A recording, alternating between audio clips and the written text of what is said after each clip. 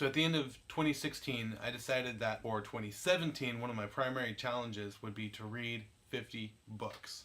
I've always loved reading. It's been a huge part of my life ever since I was a kid. The most books that I've ever read in a single year was probably 30 or so back in 2015 when I was finishing up my bachelor's degree. Apparently reading a lot and writing a lot is important for a degree in English. So at the beginning it was going to be 50 books. And I started reading on January 1st with a set of short stories by Stephen King. It didn't take me long to realize that I was going to hit 50 books pretty quickly. Like, I think by about February I realized that I was going to get to 50 way before December. So I upped it all the way to 100 books by the end of the year. I finished book 50 at the end of June, and I finished book 100 at the end of November. Now, as I record this just today, it is December 29th, and I just finished the 109th book this afternoon. I wrote the whole list of 109 books on my blog, jessereadstuff.blogspot.com. If you want to check it out, you can head over there and see the entire list. I put it in order from least favorite to most favorite, and there are a lot of books to get through. In those 109 books, I read the equivalent of 25,304 pages. The shortest book was called Practical Guide to Riding Your Bike, only 18 pages long. The longest book was 1,120 pages long. That would be the definitive biography of Adolf Hitler, which I loved reading. In the past, I have read almost exclusively non-fiction. I don't read a lot of fiction.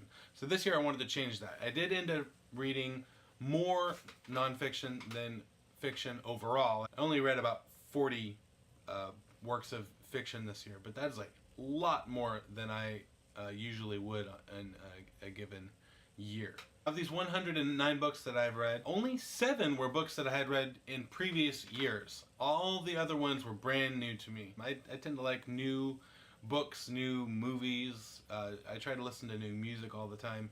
I go for new experiences, and I try not to retread on ground that I've previously been on. So this wasn't a big surprise to me to find out.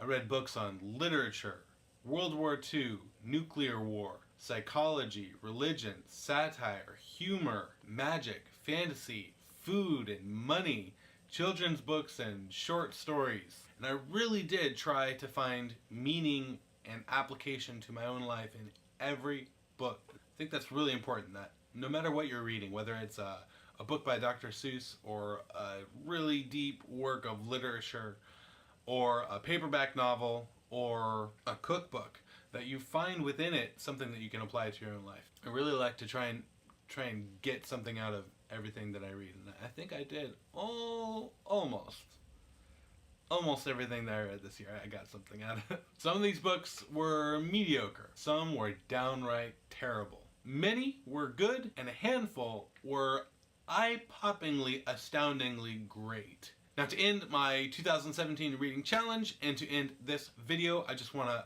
finish off with the top 10 books I read this year. Number 10 was a book called Make It Stick by Peter Brown.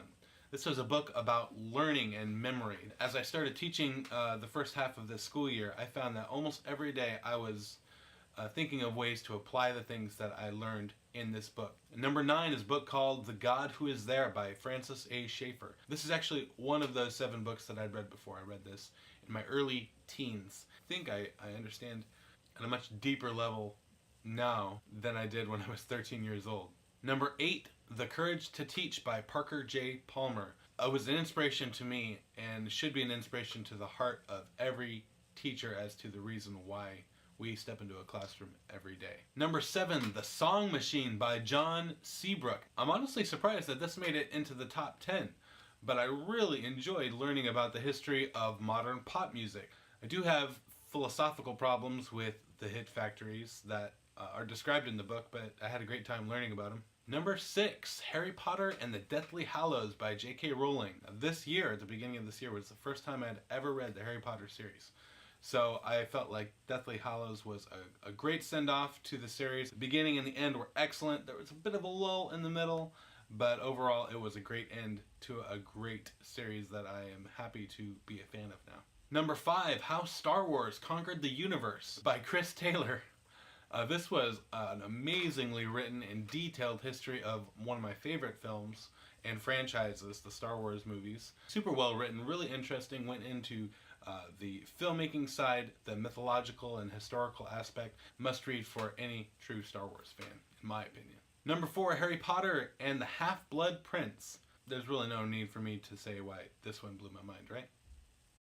Number 3, What If by Randall Munroe. Hilarious and super interesting. Randall Munroe, who is a ex-scientist turned into a webcomic.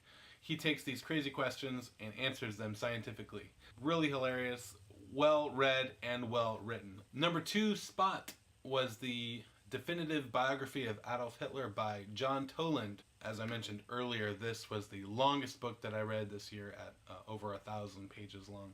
And number 1, my most enjoyed book of the year was Harry Potter and the Order of the Phoenix. This book blew my mind. I could not wait to get to the next chapter. It really brought me on board, and I couldn't wait to see what happened next in the book. Couldn't wait to see what happened for the rest of the story.